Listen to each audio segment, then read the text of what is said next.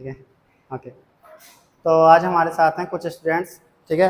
And कल हमने complete कर लिया था इकोनॉमिक्स। अच्छा, जैसे मैं इधर देख रहा हूँ तो आपको ऐसे नहीं सोचना कि मैं कैमरे को पढ़ा रहा हूँ, मैं आप ही की तरफ देख रहा हूँ। यूट्यूब पर सारी चीज़ें चलती रहेंगी। मेन चीज़ है कि जो आप ऑफलाइन बच्चे आ रहे हैं उनके लिए प्लस मेरा रिवीजन हो जाए, अपना यही है सारा, ठीक है। तो देखिए, कल हमने एक बार कंप्लीट किया था कि भाई इकोनॉमिक्स क्या होता है। अगर ऑनलाइन क्लास किस किसने देखी थी कल वाली? आपने देखी थी ऑनलाइन? आपने पहले एक बार कल वाली क्लास देखना है आज जा करके, क्योंकि कल वाली देखोगे उसी के बाद सेकंड वाली समझ में आएगी। आपको भी कल वाली एक बार देख लेना है जा करके, लिंक आया है ना? हाँ, तो मैंने आपको शायद सेंड की नहीं। हाँ, तो आप यूट्यूब पर मिल जाएगा, वो देख लेना उसको, और उसके नोट्स मैं टेलीग्राम पर सेंड कर दूंगा, तो वहाँ से डाउनलोड कर लेना, ठीक है। या फिर लिख सकते हो साथ में, जैसा भी तुम्हें ठीक लगे वो कर लेना अपने अकॉर्डिंग। कल क्या क्या पढ़ा था एक बार रिवाइज कर लेते हैं अपन। देखो मैं आपको पढ़ाता हूँ, मिनट। देखिए, सबसे पहले कल हमने देखा था, दो वर्ड देखे थे, एक तो इकोनॉमिक्स, इसके बारे में जाना था, एंड एक इकोनॉमी। आपको इधर से दिख रहा है? अगर नहीं दिख रहा हो तो आप इधर आ सकते हो, फर्स्ट वाले पर इधर आ जाओगे, नहीं दिख रहा हो तो कोई नहीं। तो कल दो वर्ड के बारे में जाना था, इकोनॉमिक्स और इकोनॉमी। एक बार मैं रिवाइज कराता हूँ आपका फटाफट से। इकोनॉमिक्स को हिंदी में बोलते हैं अर्थशास्त्र। क्या बोलते हैं? अर्थशास्त्र बोलते हैं। और इसको बोलते हैं अर्थव्यवस्था। इसको क्या बोलते हैं? अर्थव्यवस्था। देखो सिंपल है, जब इनको हमने तोड़ा था तो अर्थ और शास्त्र में टूटा था। अर्थ का मतलब होता है धन, शास्त्र का मतलब होता है विज्ञान। तो धन का विज्ञान कहलाता है इकोनॉमिक्स या अर्थशास्त्र। कल हमने ये भी देखा था। अर्थव्यवस्था, और इसको तोड़ेंगे तो ये भी दो शब्दों में टूटेगा, एक अर्थ और एक व्यवस्था। अर्थ मतलब धन, व्यवस्था मतलब जानते हो किसको बोलते हैं? प्रबंधन को, ठीक है। तो इसका मतलब होता है धन का प्रबंधन। तो इसका मतलब तो क्या होगा? धन का विज्ञान। इसका मतलब क्या होगा? धन का विज्ञान। देन इसका मतलब अपन ने कल बताया था, कल वाली क्लास देखोगे तो समझ में सही आएगा, धन का प्रबंधन।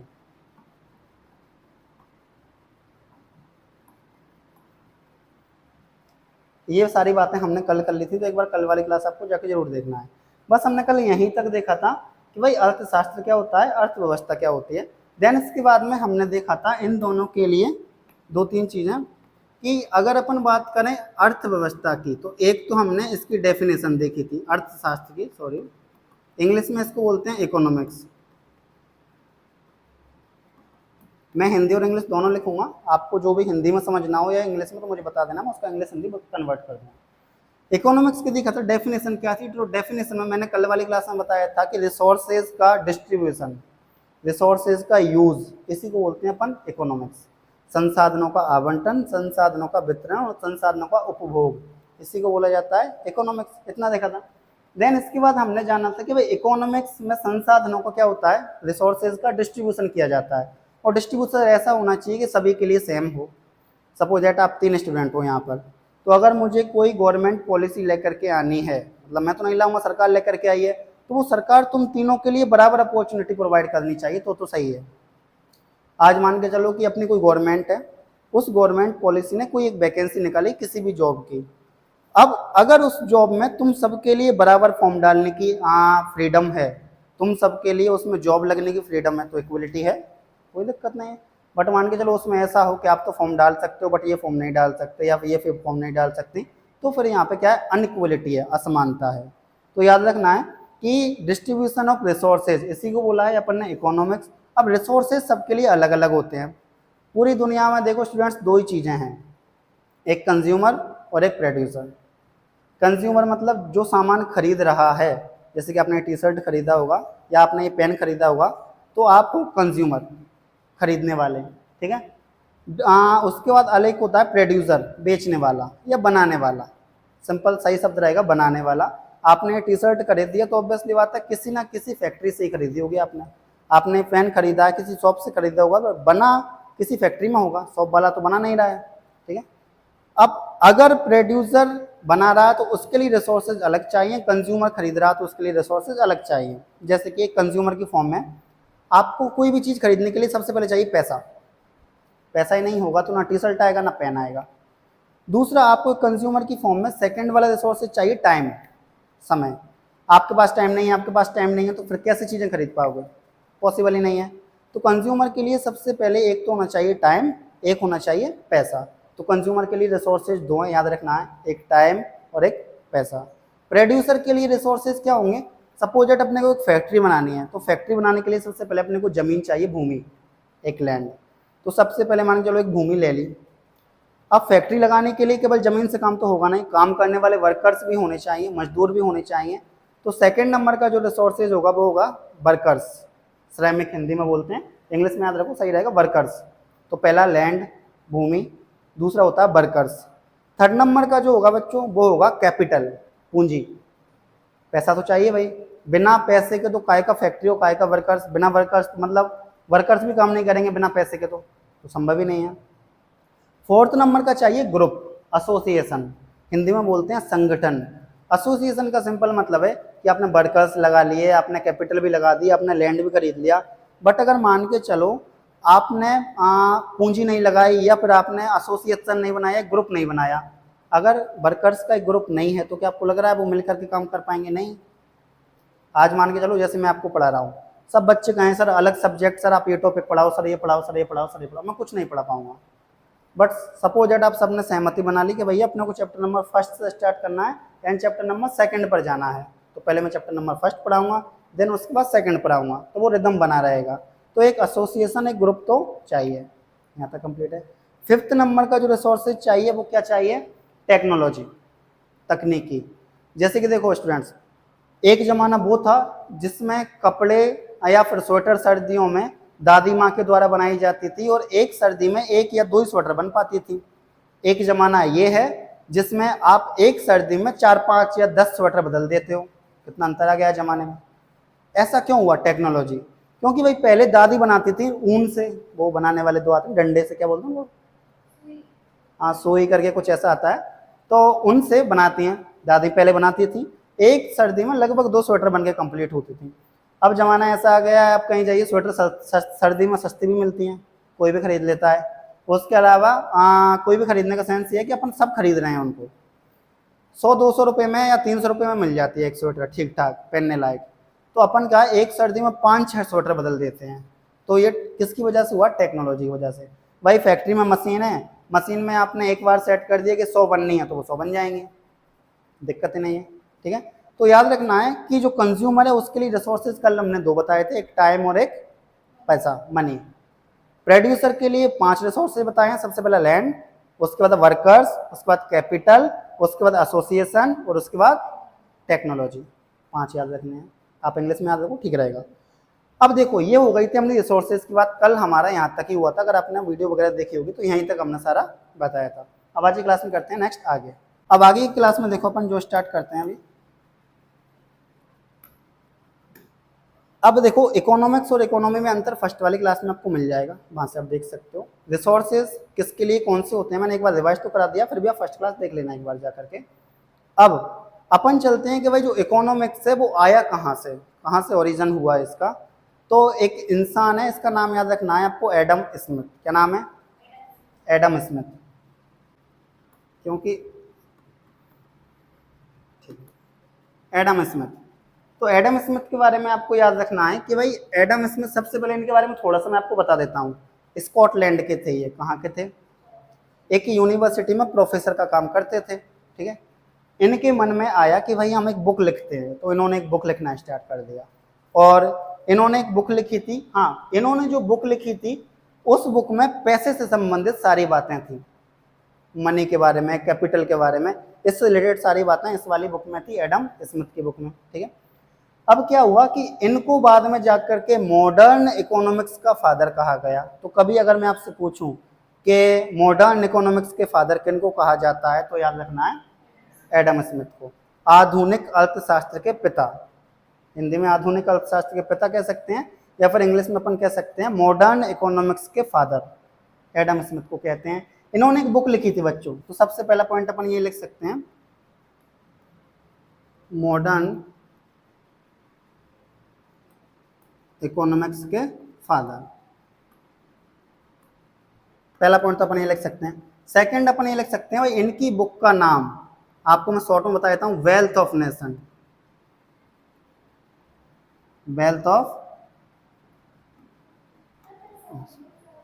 हाँ 1776 में इन्होंने ही ये बुक लिखी है 1776 में, यहाँ पे अपन लिख सकते हैं 1776 में।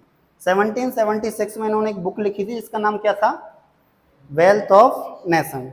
ठीक है, इस वेल्थ ऑफ नेशन में इकोनॉमिक्स को बोला था साइंस ऑफ मनी, धन का विज्ञान। क्या बोला था, धन का विज्ञान। इकोनॉमिक्स को इस वाली बुक में, इकोनॉमिक्स को इस वाली बुक में बोला था धन का विज्ञान, धन का विज्ञान, साइंस ऑफ मनी। तो याद रखना है कि science of money Adam Smith की एक बुक है वेल्थ ऑफ नेशन, जो 1776 में आई थी, उसमें बोला गया था एडम स्मिथ के द्वारा। यहाँ तक कंप्लीट है। तो इकोनॉमिक्स ओरिजिन कहाँ से हुआ बच्चों, यहाँ से, एडम स्मिथ से। कब हुआ, 1776 में। इतना याद रहेगा। तो इकोनॉमिक्स ऐसा नहीं है, जैसे कि देखो हमारे पास बहुत सारी सब्जेक्ट बहुत पहले से हैं, काफ़ी टाइम से चले आ रहे हैं, बट इकोनॉमिक्स को बनाया गया है, समझ पा रहे हो। जैसे कि ये फैक्ट आपको याद है। इसके अलावा मैं आपको एक और इंटरेस्टिंग चीज़ बताता हूँ। अगर कभी आपसे कोई क्वेश्चन पूछे कि अर्थशास्त्र या इकोनॉमिक्स, लेकिन अगर हिंदी में लिखा रहे तो सही रहेगा, चाणक्य के बारे में आपने सुना होगा। अच्छा, बचपन का नाम बताओ फिर उनका क्या था, चाणक्य के, या फिर बचपन का नाम रहने दो। चाणक्य के और कितने नाम हैं? अच्छा, 2 नाम और हैं उनके, कोई भी एक बता दो। नहीं, चंद्रगुप्त उनका स्टूडेंट था। चाणक्य के 2 नाम हैं, एक नाम कौटिल्य और एक नाम विष्णुगुप्त। एक विष्णुगुप्त और एक कौटिल्य, दोनों नाम आपको याद रखने हैं। तो हुआ क्या था स्टूडेंट्स कि इकोनॉमिक्स मतलब अर्थशास्त्र लिखा था उन्होंने। अर्थशास्त्र नाम की किताब किसने लिखी है, कौटिल्य ने या चाणक्य ने या विष्णुगुप्त ने, एक ही व्यक्ति है, ये 3 नाम है। ठीक है। और कभी अगर आ जाए कि मॉडर्न इकोनॉमिक्स के फादर किन्हें कहते हैं, तो एडम स्मिथ को। और कभी अगर आ जाए कि अर्थशास्त्र, ऐसा लिखा है कि अर्थशास्त्र नामक बुक किसने लिखी है, तो याद रखना है आपको, विष्णुगुप्त लिखो, चाणक्य लिखो, कौटिल्य लिखो, एक ही बात है, तो याद रहेगा। तो अगर कभी मैं आपसे पूछूं कि अर्थशास्त्र नामक बुक किसने लिखी है, तो कौटिल्य ने या चाणक्य ने।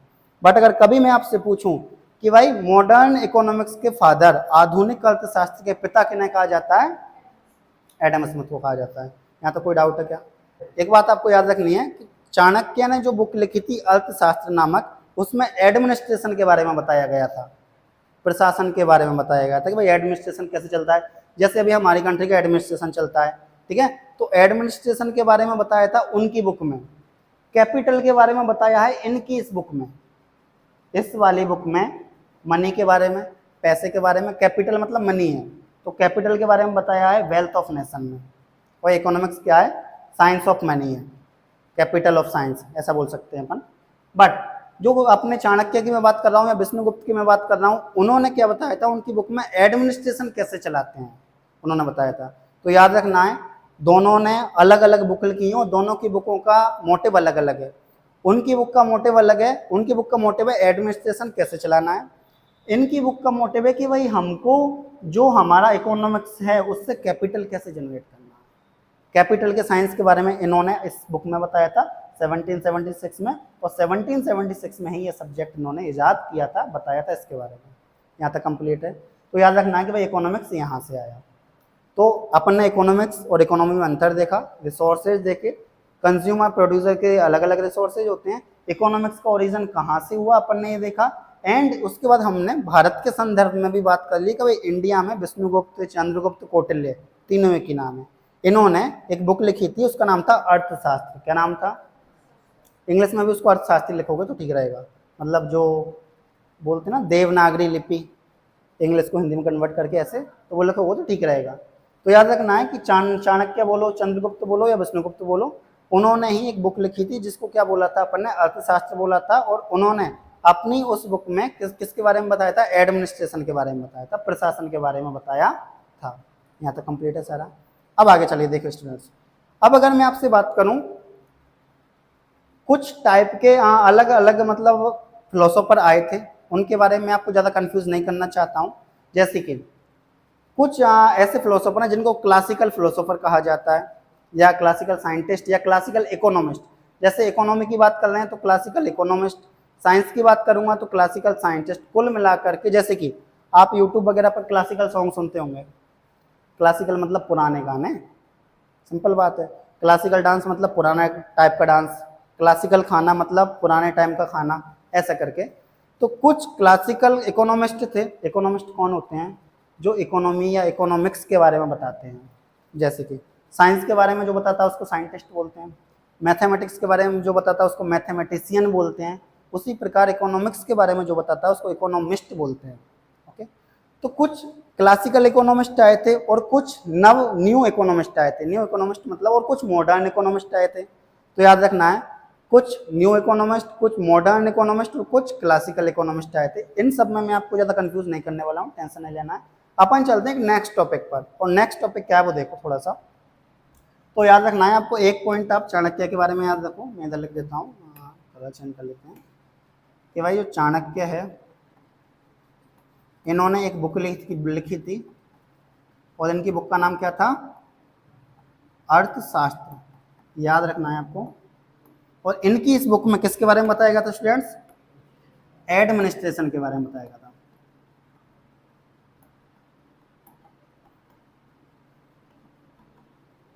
वैसे नोट्स आपको बने बनाए मिल जाएंगे तो आपको लिखना नहीं है।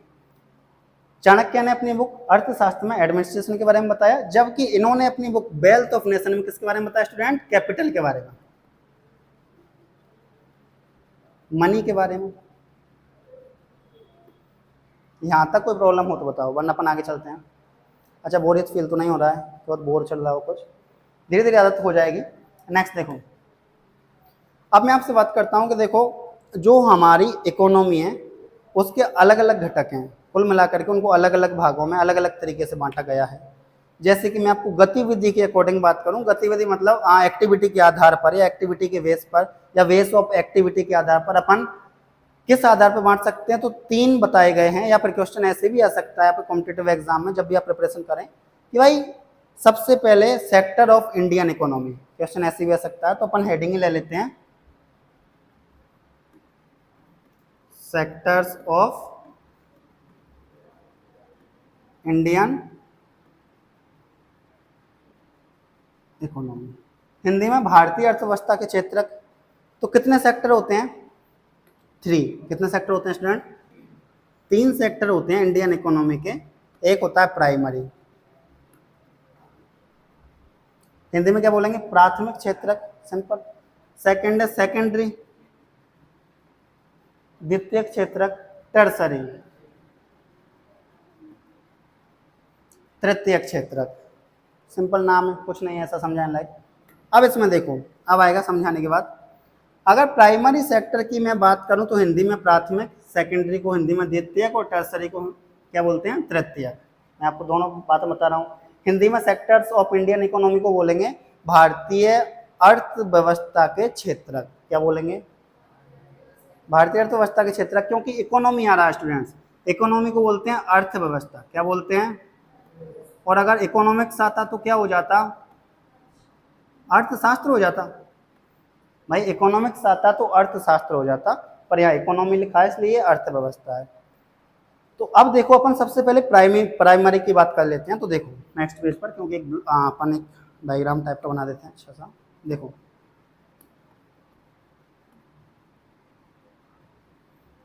प्राइमरी, मैं आपको एक स्टोरी सुनाता हूँ, उस स्टोरी को सुनो। तीनों सेक्टर कंप्लीट। सबसे पहले जब ह्यूमंस का ओरिजिन हुआ होगा तो ऑब्वियसली बात है सबने कहीं ना कहीं खाने को ढूंढा होगा, फूड, भोजन, क्योंकि बिना खाने के कुछ भी संभव नहीं है। आप मेहनत कर रहे हो सब, जैसे हमारे उधर एक कहावत है ना कि सारा सवाल तो इस पापी पेट का है, सारा सवाल एक भूख का है। अगर भूख ना लगे तो क्या आपको लग रहा है लोग बाग काम करेंगे? क्यों कोई मजदूर इतना सुबह से लेकर के शाम तक पत्थर को उठा करके ऊपर से लेकर नीचे मकान पर लेके जाएगा, ईंटों को उठा करके मकान बनाएगा? क्यों? खाने के लिए, पैसे के लिए। हम पैसा जोड़ते हैं अच्छा चीज़ खाने के लिए, बहुत सारे काम है। तो जब इंसान का ओरिजिन हुआ होगा तो ऑब्वियसली बात है उसने खाना ढूंढा होगा। और खाना आता कहाँ से है? एग्रीकल्चर से। एग्रीकल्चर होती कहाँ पर है? लैंड, ज़मीन पर, भूमि पर ही होती है। बस हो गया प्राइमरी सेक्टर। सुनो देखो, प्राइमरी सेक्टर में क्या क्या आ जाएगा स्टूडेंट, ध्यान से देखना। एग्रीकल्चर क्या आएगा, एग्रीकल्चर कि भाई सबसे पहले जब इंसान ह्यूमन का ओरिजिन हुआ तो उसने सबसे पहले खाना ढूंढा होगा, भोजन। भोजन कहाँ से आता है, एग्रीकल्चर से।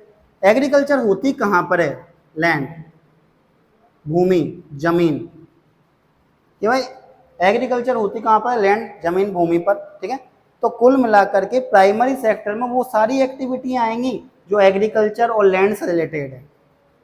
माइनिंग, माइनिंग को हिंदी में क्या बोलते हैं, खनन। हिंदी में कोई बात नहीं, मैं बताता हूँ। खनन, खोदना। माइनिंग मतलब खुदाई करते हैं ना, मिनरल्स अलग करते हैं, और अलग करते हैं, खनिज अलग करते हैं, अयस्क अलग करते हैं, वो सारी चीज़। अच्छा, और मिनरल्स में अंतर पता है, जैसे कि देखो मिनरल्स और सपोज दैट ये मुझे मिट्टी में गड़ा हुआ मिला, यहाँ पे मैंने खुदाई करी, मुझे ये मिला।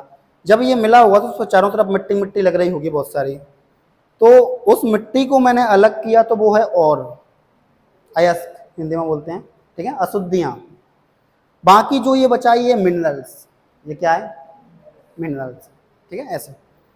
तो भाई जो माइनिंग वगैरह हम करते हैं, खुदाई, चाहे वो कोयले की खुदाई हो, चाहे मिनरल्स कुछ भी हो, सब किस में आ जाएगा, प्राइमरी सेक्टर की एक्टिविटी है। ये किसकी एक्टिविटी है, प्राइमरी, क्योंकि हम एक्टिविटी के आधार पर देख रहे हैं ना, इकोनॉमी का टाइप देख रहे हैं हम एक्टिविटी के आधार पर। तो ये प्राइमरी सेक्टर की एक्टिविटी है। लैंड से रिलेटेड और एग्रीकल्चर से रिलेटेड जो भी एक्टिविटी आ रही है वो सब प्राइमरी सेक्टर की एक्टिविटी है, कुछ नहीं सोचना है। जैसे कि एक और फिशिंग, फिशिंग किस में आ जाएगा, प्राइमरी सेक्टर। फिशिंग भी किस सेक्टर की इकोनॉमी है, प्राइमरी सेक्टर की। क्योंकि देखो फिशिंग भी तो एक प्रकार की खेती है, मछलियों की खेती होती है भाई, मछलियों को खाया जाता है, फूड के रूप में मछलियाँ खाना है, एक प्रकार का फूड है कुछ लोगों के लिए। तो फिशिंग क्या है भाई, खेती है, एग्रीकल्चर है, और मैंने आपको बोला है एग्रीकल्चर किस में आएगा, प्राइमरी सेक्टर में। मैं अगर आपसे पशुपालन की बात करूं तो भी किस में आएगा, प्राइमरी सेक्टर में। चाहे मैं गाय पालूं, बैल पालूं, जो मेरी मर्जी है वो कुछ करूं, तो सब ये प्राइमरी सेक्टर में आ जाएंगे बच्चों। समझ में आ रही है, कोई दिक्कत। हाँ, ये बात सही है कि आप लिख दो यहाँ पर, नेचुरल साइड से रिलेटेड जितनी भी चीजें हैं वो सब किस में आएंगे स्टूडेंट्स, प्राइमरी सेक्टर में। हाँ, नेचुरल रिसोर्सेज लिख दो, ये ठीक है। प्राकृतिक संसाधन जो है, जो हम प्रकृति से प्राप्त हो रहे हैं, फल हुए, पेड़ हुए, पौधे हुए, ये सब किस में आएंगे, प्राइमरी सेक्टर में। तो प्राइमरी सेक्टर कंप्लीट है। हमने देखो इधर एक बार, हमने यहाँ पे देखा कि सेक्टर्स ऑफ इंडियन इकोनॉमी, भारतीय अर्थव्यवस्था के 3 सेक्टर हैं, प्राइमरी सेक्टर, सेकेंडरी सेक्टर और टर्सरी सेक्टर। हमने सबसे पहले प्राइमरी सेक्टर स्टार्ट किया। प्राइमरी सेक्टर में हमने देखा है कि भाई agriculture, land, mining, natural resources, fishing, ये सब किस में आएंगे, प्राइमरी सेक्टर में। तो मान के चलो मैंने बच्चों इस बार खेती की है सोयाबीन की, किस में आएगा, प्राइमरी सेक्टर। मान के चलो मुझे गेहूं की रोटी खानी है, किस में आएगा, प्राइमरी सेक्टर में। इसमें सोचना क्या है, प्राइमरी सेक्टर। ठीक है, तो याद रहेगा। अब आगे चलें। अब सेकेंडरी सेक्टर पाइए स्टूडेंट्स, देखिए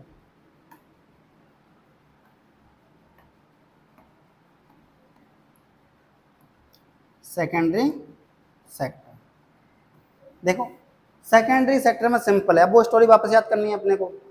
ठीक है, कौन सी वाली स्टोरी, कि भाई ह्यूमन का ओरिजिन हुआ, जैसे ही ह्यूमन का ओरिजिन हुआ उसने खाना ढूंढा। खाना कहाँ से मिला, एग्रीकल्चर से। एग्रीकल्चर कहाँ पर होती है, लैंड पर, भूमि पर, चाहे खुदाई की बात करो चाहे कुछ भी बात करो। ये स्टोरी अपन कंटिन्यू आगे बढ़ाते हैं। अब क्या हुआ स्टूडेंट, जब उसको खाना मिल गया तो लोगों ने फिर क्या किया, अपनी अपनी इच्छाएं पूरी करना स्टार्ट किया। जैसे गर्ल्स ने कॉस्मेटिक आइटम लगाना यूज किया, बॉयज ने थोड़ी बहुत फैशन, उनके लिए जो कॉस्मेटिक आइटम्स हो सकते थे उन सब का यूज करना स्टार्ट किया। प्लस अपन ने अलग अलग डिजाइन के कपड़े पहनना स्टार्ट किया। जैसे कि पहले जो कपड़े होते थे वो हाथों से बनाए जाते थे, ठीक है, हैंडमेड होते थे। तो लगभग एक साल में 3-4 जोड़ी कपड़े अपन बदल पाते थे, क्योंकि हाथों से कपड़े, चरखा, गांधी जी का चरखा सुना होगा आपने, ठीक है, चरखा चला के कपड़े बनाए जा रहे थे। तो ऐसे सारे जब क्लॉथ्स वगैरह बनाए जाते थे तो ऑब्वियसली बात है टाइम काफ़ी ज़्यादा लगता होगा, और टाइम ज़्यादा लगता होगा तो कीमत भी ज़्यादा होती होगी, क्योंकि उस टाइम पर पैसे की वैल्यू भी थी। और कीमत ज़्यादा होती होगी तो भाई हम क्यों खरीदेंगे इतने कपड़े, मूर्ख थोड़ी ना है, पागल थोड़ी हैं। तो एक साल में मिना मान सकते हैं 4 5 6 जोड़ी कपड़े बदलते होंगे। आज का ज़माना देखो, स्टूडेंट महीनों में कपड़े बदलते हैं, जिस शहर में जाएंगे वहाँ कपड़े चेंज। सपोज एट घूमने, आजकल नहाने के कपड़े अलग, सोने के कपड़े अलग, घूमने जाने के कपड़े अलग, शादी में जाने के कपड़े अलग। ऐसा लग रहा है जीवन में कपड़े कपड़े चल रहा है। हम कहीं जाते हैं तो सबसे पहले ड्रेस देखते हैं बच्चों कि भाई हम शादी में जाएंगे, महीनों पहले मैप बन जाता है, हाँ जब हम वहाँ रहेंगे स्टेज पर जाएंगे तो ये वाली ड्रेस पहनेंगे, महिला संगीत होगा तो ये वाली ड्रेस पहनेंगे, सब मैप माइंड में क्लियर होता है। ठीक है, तो भाई ये कपड़े वगैरह बनते कहाँ पर हैं? इंडस्ट्रीज में। कहाँ बनते हैं? इंडस्ट्रीज। तो एक तो मैं इंडस्ट्री लिख देता हूँ बच्चों यहाँ पर,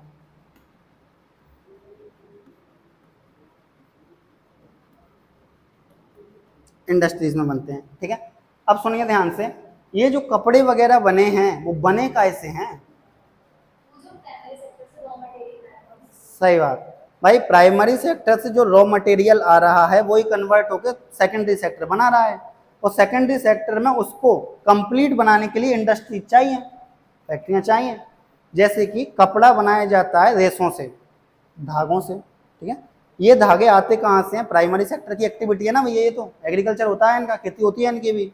आपने एक वो कपास का नाम सुना होगा, को सिल्क वर्म के द्वारा होता है। ठीक है, तो ये सारे जितने भी आपके अच्छे अच्छे क्वालिटी की चीज़ें बन रही हैं रुई के द्वारा, कपास के द्वारा, सिल्क वर्म के द्वारा, तो सिंपल है कि भाई प्राइमरी सेक्टर की एक्टिविटी थी, और ये प्राइमरी सेक्टर की एक्टिविटी जो रॉ मटेरियल है उसको अपन पक्के माल में कन्वर्ट कर रहे हैं, और ये कन्वर्ट करने का काम करती हैं कौन?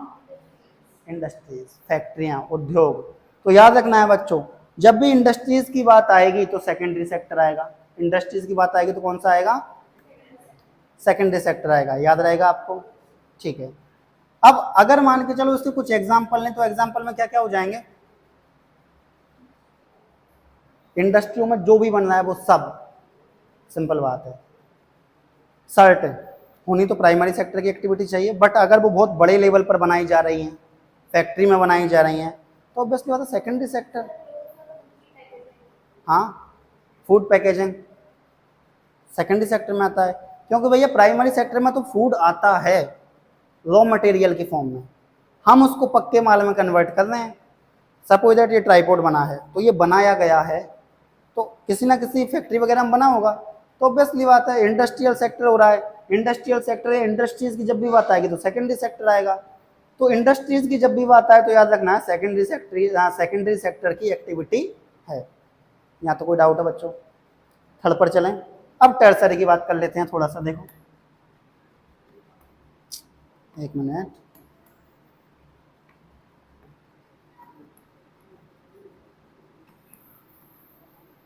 टर्सरी सेक्टर सुनो, SE है ये। टर्सरी सेक्टर की अगर अपन बात करें तो इसको बोलते हैं सर्विस सेक्टर। क्या बोलते हैं इसको? सेवा क्षेत्रक। देखो इसमें क्या होता है, इसमें सीधे रूप में ह्यूमन बीइंग भी शामिल होता है। इसमें कौन कौन सी जॉब आती है बताता हूँ। जो भी आपको सर्विस प्रोवाइड कर रहा है, जैसे कि नाई बाल काटता है, सर्विस दे रहा है, भैया मैं भी आपको सर्विस ही दे रहा हूँ। टीचर, ठीक है, डॉक्टर आपको सर्विस प्रोवाइड कर रहा है भाई। बस, ऑटोमोबाइल इंडस्ट्री सारी की सारी, बस ऑटो टेम्पो सब कुछ आ जाएंगे उसमें। आपको एक जगह से लेकर के दूसरी जगह पर छोड़ रहा है, बस सर्विस प्रोवाइड करा रहा है आपको।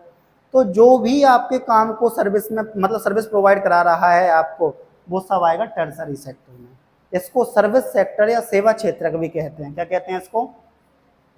सेवा क्षेत्रक या सर्विस सेक्टर बोल सकते हो आप, सर्विस सेक्टर बोल दो या सेवा क्षेत्रक, सेवा क्षेत्र या सर्विस सेक्टर बोल दो। तो टर्सरी सेक्टर में याद रखना है कि टर्सरी सेक्टर में क्या होता है कि आपको सर्विस प्रोवाइड कराई जाती है, और सर्विस प्रोवाइड कराने का काम कौन करता है? टीचर, डॉक्टर, नाई, जितने भी बस वगैरह हैं, ये सबको ये क्या कर रहे हैं? आपको सर्विस प्रोवाइड कर रहे हैं। हालांकि आप जैसे कि बसों में आप किराया देते हो, रेंट देते हो, बात आपकी बिल्कुल सही है, बट वो आपको एक जगह से ले जा करके दूसरी जगह छोड़ तो रहा है। हाँ, ट्रांसपोर्ट वाला पूरा की पूरा सिस्टम, ट्रांसपोर्ट में बस ऑटो वगैरह सारा आ जाएगा। ठीक है, तो परिवहन क्षेत्र बोलते हैं हिंदी में ट्रांसपोर्ट सेक्टर को। उधर से डॉक्टर, टीचर, नाई, ये सब भी किस में आएंगे? सर्विस सेक्टर में आते हैं। तो याद आपको बच्चों ये रखना है कि अगर कभी आ जाए कि सर्विस सेक्टर किसे कहते हैं तो टर्सरी सेक्टर को, कभी आ जाए कि सर्विस सेक्टर किस सेक्टर की एक्टिविटी है तो टर्सरी सेक्टर की एक्टिविटी है, सेवा क्षेत्र।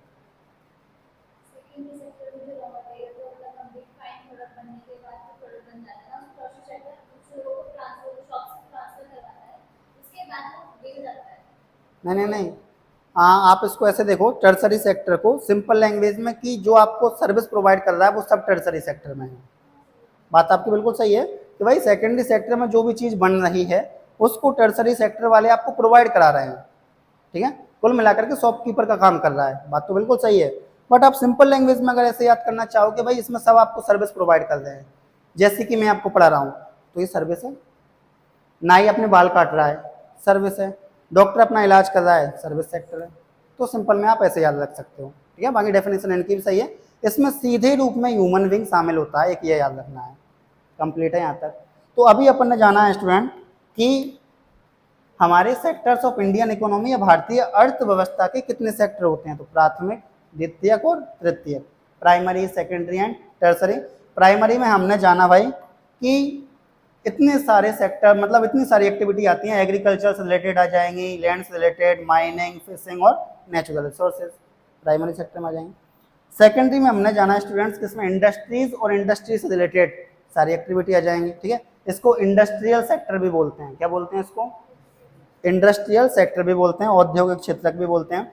टर्सरी सेक्टर मतलब तृतीय क्षेत्रक, इसको सेवा सेक्टर, सेवा क्षेत्रक या सर्विस सेक्टर भी बोलते हैं। यहाँ तक कोई प्रॉब्लम? कंप्लीट है यहाँ तक। अब देखो, अब अगर आगे बात करें स्टूडेंट तो आपने 2-3 नाम और सुने होंगे, अलग अलग आधार पर मैं बता देता हूँ। एक सुना होगा ऑर्गेनाइज्ड, 10th क्लास पढ़ी है, और एक अनऑर्गेनाइज्ड, सोच रहे हो सर पढ़ के ही तो आए हैं। ऑर्गेनाइज्ड और अनऑर्गेनाइज्ड, ये था आपके इकोनॉमिक्स के चैप्टर में भी 4 या 5 या 3 में कुछ ऐसा होगा। हाँ, ऑर्गेनाइज सेक्टर और अनऑर्गेनाइज सेक्टर, तो क्या होता है भैया ये बताओ?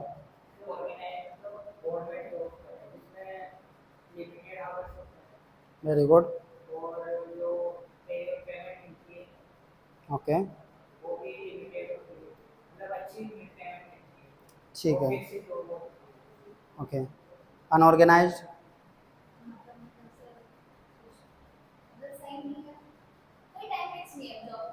अनसिक्योरिटी आता है। सिंपल बात देखो, जिसमें गवर्नमेंट का थोड़ी बहुत रिस्ट्रिक्शंस और कंट्रीब्यूशन हो उसको बोलते हैं ऑर्गेनाइज सेक्टर। गवर्नमेंट का कंट्रोल भी होगा, गवर्नमेंट का कंट्रीब्यूशन भी होगा, ऑर्गेनाइज सेक्टर। और जहां गवर्नमेंट आ रही है वहां तो मजे हैं, फिर दिक्कत ही नहीं है, टाइम फिक्स, पैसा फिक्स, सैलरी टाइम पर, सब कुछ है। और plus security, job, job security भी किसमें आएगी? ऑर्गेनाइज सेक्टर में। इधर चलो भाई अनऑर्गेनाइज, सारे प्राइवेट सेक्टर, प्राइवेट टीचिंग ले लो आप, जितने भी जो होते हैं ना कॉमर्स वाली जितनी भी बड़ी बड़ी कंपनियां होती हैं, जो प्राइवेट कंपनियां, वो सारी अनऑर्गेनाइज सेक्टर में। ओनर आपको कभी भी हटा सकता है, यहाँ कोई ओनर ही नहीं है, यहाँ ओनर नहीं होता है, यहाँ अथॉरिटी होती है। समझ पा रहे हो? गवर्नमेंट एक अथॉरिटी है, यहाँ ओनर होता है। जैसे इस इंस्टीट्यूशन का एक ओनर है, मैं जहाँ जहाँ पढ़ाता हूँ उन सभी इंस्टीट्यूशंस का एक ओनर है। अगर वो ओनर चाहे तो मुझे कभी भी हटा सकता है as a private teacher, simple बात, ठीक है। तो अनसिक्योरिटी अनऑर्गेनाइज सेक्टर में ज़्यादा है। हिंदी में बोलते हैं बच्चों इनको असंगठित क्षेत्र, क्या बोलते हैं? असंगठित, ओके, असंगठित बोलते हैं, असंगठित क्षेत्र और इसको बोलते हैं संगठित। पर आप ऑर्गेनाइज और अनऑर्गेनाइज याद रखना, ठीक है, इसका थोड़ा गड़बड़ है। सुनो, तो अगर मैं इसमें कहूँगा टाइम फिक्स किसमें होगा? इसमें, ठीक है भाई, लिख ही देते हैं अपन यहाँ पे एक करके, नियमित समय, कि भाई नियमित समय, सुरक्षा, सरकार का नियंत्रण, सरकार का नियंत्रण, सरकार का योगदान,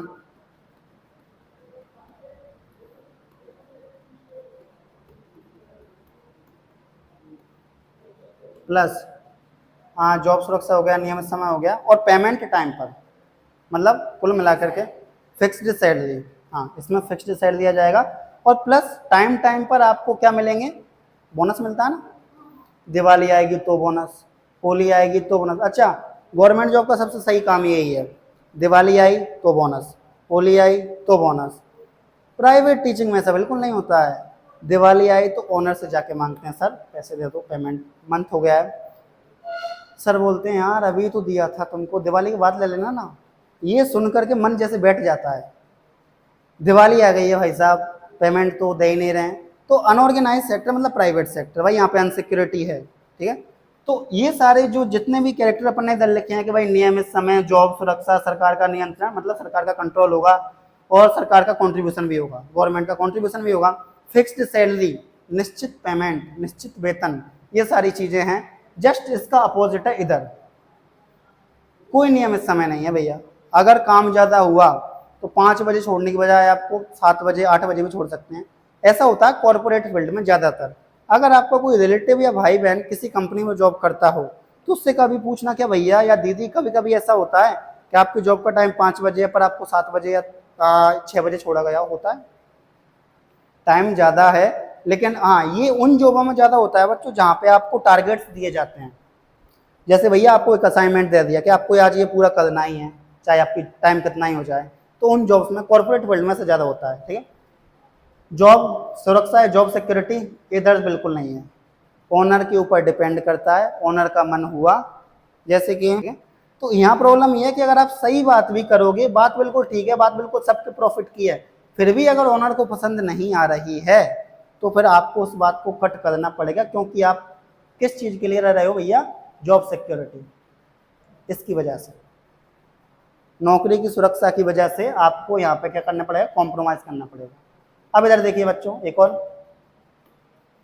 सरकार का नियंत्रण, गवर्नमेंट का कंट्रोल होता है, गवर्नमेंट के रिस्ट्रिक्शंस होते हैं कुछ, किसमें, ऑर्गेनाइज सेक्टर में, ठीक है। जैसे कि आपने देखा होगा जो गवर्नमेंट टीचर्स होते हैं उनकी इलेक्शंस में ड्यूटी लगाई जाती है, इनकी क्या लगाते हैं इलेक्शंस में ड्यूटी ना, ठीक है।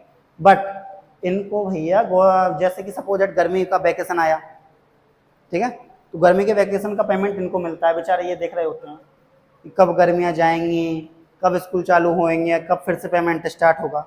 समझ पा रहे हो? तो इधर क्या है, इधर भाई सिक्योरिटी के साथ साथ में आपको एक्स्ट्रा चीज़ें ज़्यादा मिल पा रही हैं, फैसिलिटीज ज़्यादा मिल पा रही हैं, गर्मियों का पेमेंट मिल रहा है, हाँ, लेकिन सरकार का कंट्रोल है। अगर सरकार ने कहा कि भैया इलेक्शन में ड्यूटी लगेगी तो लगेगी, फिर ऐसा नहीं है कि ना ना मुझे नहीं जानना और ये नहीं करना, वो नहीं चलेगा, जाना पड़ेगा। इधर ऐसा है भैया कि आपकी इच्छा हो तो छोड़ सकते हो, यहाँ पे इच्छाएं कम चलती हैं, ओनर की इच्छाएं ज़्यादा चलती हैं, अगर आप मजबूर हो तो, ठीक है। इधर कोई आपके इलेक्शन में ड्यूटी नहीं लगेगी, बट इधर आपको एक्स्ट्रा चीज़ें भी नहीं मिलेंगी, गर्मी का पेमेंट नहीं दिया जाएगा, सिंपल बात। नेक्स्ट, सरकार का योगदान, गवर्नमेंट का कंट्रीब्यूशन।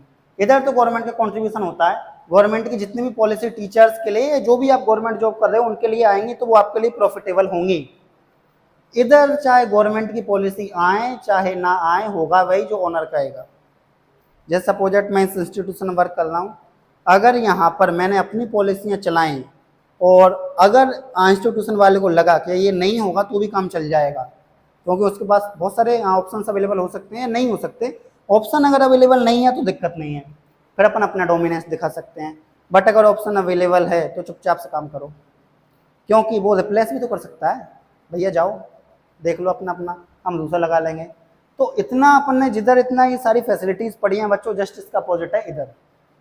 चीज़ें समझ में आ गई सारी, कचरा कचरा हो गया ना, बट समझ में तो आ गया आपको, ठीक है। तो ये दोनों कंप्लीट हैं आपके। हाँ, एक और बात की थी अपन ने यहाँ पे, फिक्स्ड सैलरी, कोई फिक्स्ड सैलरी नहीं है इधर। ये डिपेंड करता है कि भाई, वैसे तो बात हो जाती है फर्स्ट में कि भाई इतनी इतनी सैलरी होगी, बट कुछ कंपनियां ऐसी भी हैं बच्चों जिसमें होता है कि भाई प्रॉफिट ज़्यादा होगा तो सैलरी भी ज़्यादा देंगे, प्रॉफिट कम होगा तो सैलरी भी कम मिलेगी। मैं जस्ट टीचिंग का एग्जांपल देता हूँ आपको। मान के चलो एक कोई कोचिंग है जिसमें बच्चे आ रहे हैं 5, टीचर लगा लिया उसने 5,000 का, तुम्हें लग रहा है वो चल पाएगा? नहीं। 3 बच्चों या 5 बच्चों की फीस ही नहीं आ पाएगी उतनी, तो जितना पर मंथ 3-4 सब्जेक्ट वो टीचर लगवाएगा, तो तुम्हें लग रहा है कि वो इतने महंगे टीचर लगाएंगे? नहीं, ऑब्वियसली बात सस्ते टीचर लगाएंगे। तो इधर कोई फिक्स्ड सैलरी नहीं होती है बच्चों, जबकि इधर फिक्स्ड सैलरी होती है। फिक्स वेतन, इधर कोई फिक्स वेतन नहीं, इधर जॉब सिक्योरिटी सबसे ज़्यादा, इधर जॉब सिक्योरिटी है ही नहीं, खत्म। ये दोनों चीज़ समझ में आ गई बच्चों, कोई दिक्कत इसमें? चलिए, एक पढ़ा होगा आपने ओनरशिप के आधार पर, भी बता देता हूँ मैं आपको इकोनॉमी। ओनरशिप के आधार पर आपने देखा होगा पब्लिक सेक्टर और प्राइवेट सेक्टर, पढ़े हैं 10th क्लास में पढ़े होंगे आपने ये सब, पब्लिक सेक्टर और एक और कौन सा बच्चों, प्राइवेट सेक्टर। इनके बारे में भी आप ही बताओगे मुझे। प्राइवेट सेक्टर बताइए, सबसे पहले पब्लिक सेक्टर।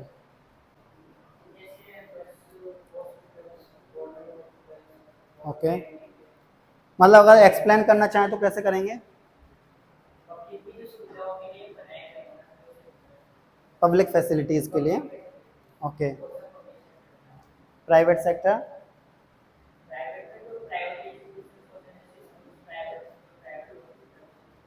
ओके, मैं आपको सिंपल वे में बताता हूँ, ज़्यादा अंदर लेके नहीं जाऊँगा, समझने के लिए सुनो, बाकी अपने नोट्स में तुम ले जाएगा। सुनो, पब्लिक सेक्टर आपका एक तो कहना ये ठीक है कि भाई जो पब्लिक यूजेस के लिए बनाए गए हैं, मतलब उनमें जाने के लिए आपके साथ डिस्क्रिमिनेशन नहीं किया जाएगा।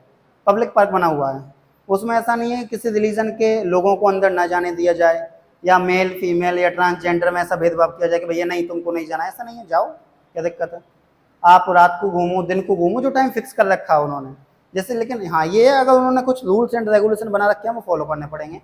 जैसे अपना पब्लिक पार्क में भी शायद 8 बजे बंद हो जाता है, 8-9 बजे, ठीक है, उसके बाद आप उसमें नहीं जा सकते हो अंदर, तो वो रूल्स रेगुलेशंस तो आपको फॉलो करने हैं। लेकिन उसके अलावा पब्लिक सेक्टर में ये होता ही है कि जो पब्लिक फैसिलिटी के लिए जो बनाए गए हैं उनमें डिस्क्रिमिनेशन नहीं होगा, ना रेस के आधार पर, मतलब वंश, ना कास्ट के आधार पर, ना रिलीजन के आधार पर, ना जेंडर के आधार पर, आप फ्री हो बिल्कुल, ठीक है। क्या इसमें गवर्नमेंट का थोड़ी बहुत कंट्रीब्यूशन या कंट्रोल होता है? हाँ, ऑब्वियसली बात है। आज पब्लिक पार्क बना है तो सरकार के पैसों से ही तो बना है, मतलब पैसा तो हमारा है, पर जो ऑर्डर है वो तो सरकार ने दिया है, सरकार के पास भी पैसा हमारा ही है, टैक्स के फॉर्म में हमने दिया या कैसे भी दिया हो, ठीक है, बट ऑर्डर किसका था? सरकार का। तो भाई यहाँ पे गवर्नमेंट का कंट्रोल भी है। पब्लिक पार्क को कुछ नुकसान हो जाएगा, नगर पालिका वाले चेक करेंगे आकर क्या चल रहा है क्या नहीं चल रहा है मैटर, किसमें क्या हुआ किसमें क्या नहीं हुआ, ठीक है। कोई प्रॉब्लम हो रही है दोबारा नगर पालिका वाले बनवाएंगे, या जो हमारे यहाँ की जो गवर्नमेंट है, ठीक है, वो बनवाएगी उसको। तो सिंपल बात आपको इतना याद रखना है स्टूडेंट्स कि जितनी भी पब्लिक फैसिलिटीज हैं, चाहे पब्लिक पार्क हुआ, गवर्नमेंट स्कूल्स हुए, इन सब में सरकार का कंट्रोल भी है, सरकार का कंट्रीब्यूशन भी है, पब्लिक सेक्टर, ठीक है। प्राइवेट सेक्टर, पहले मैं यहाँ लिख देता हूँ 2-3 चीज़ें। सबसे पहले अपन ने क्या देखा था कि भाई आपके लिए डिस्क्रिमिनेशन नहीं किया जाएगा, तो नो अलाउ डिस्क्रिमिनेशन, या फिर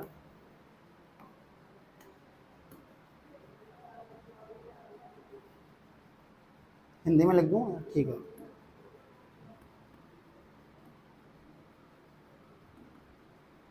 नॉट अलाउ डिस्क्रिमिनेशन, कि भाई भेदभाव नहीं किया जाएगा एंट्री पर, जाने पर।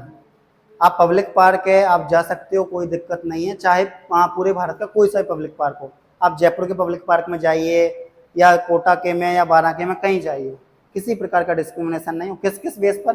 रेस पर, लिंग मतलब वंश के आधार पर, कास्ट के आधार पर, रिलीजन के आधार पर या जेंडर के आधार पर भेदभाव नहीं किया जाएगा, या प्लेस ऑफ बर्थ जन्म स्थान के आधार पर भी भेदभाव नहीं किया जाएगा, ठीक है। अब सुनना, इसमें गवर्नमेंट का कंट्रीब्यूशन होगा, हाँ सरकार, हाँ इंटरफेरेंस ऑफ गवर्नमेंट लिख सकते हैं, सरकार का नियंत्रण या सरकार का योगदान, पहले सरकार का नियंत्रण, सरकार का नियंत्रण, इंटरफेरेंस ऑफ गवर्नमेंट, ऐसा लिख दो। थर्ड वाला अपन क्या लिख सकते हैं? कंट्रीब्यूशन ऑफ गवर्नमेंट, सरकार का योगदान भी रहेगा भाई इसमें, सरकार का योगदान। तो तीनों बातें समझ में आ रही हैं आपको, ठीक है भाई। यहां पर डिपेंड करता है ओनर के मूड में कि किसको जाने देगा किसको जाने नहीं देगा। सपोज दैट बच्चों मान के चलो कोई प्राइवेट होटल है, हाँ कुछ प्रोविजन ऐसे हैं जो प्राइवेट और पब्लिक दोनों पर अप्लाई होते हैं। जैसे सपोज दैट अगर आपको पानी पीना है, वॉशरूम यूज़ करना है, तो आप किसी भी, चाहे प्राइवेट होटल हो चाहे पब्लिक होटल हो, आप उसमें जा सकते हो। पब्लिक होटल भी होती हैं, सरकारी दुकानें भी होती हैं, ध्यान रखना है, ठीक है। तो आप उसमें जा सकते हो, दिक्कत नहीं है, वो आपको मना नहीं कर सकता है। क्योंकि कुछ ऐसी चीज़ें हैं जो आपको यूज़ करनी है, वो बेसिक चीज़ें होती हैं, ह्यूमन बींग के लिए नेसेसरी होती हैं, तो उनके लिए कोई मना नहीं कर सकता है, चाहे प्राइवेट वाला हो चाहे गवर्नमेंट वाला हो। बट अगर आप चाहो कि नहीं मुझे तो फ्री में या सरकारी जो होटलें होती हैं, धर्मशालाएँ होती हैं, उनके बराबर रेंट में रूम चाहिए, तो क्यों देगा भाई, वो प्राइवेट होटल है उसका।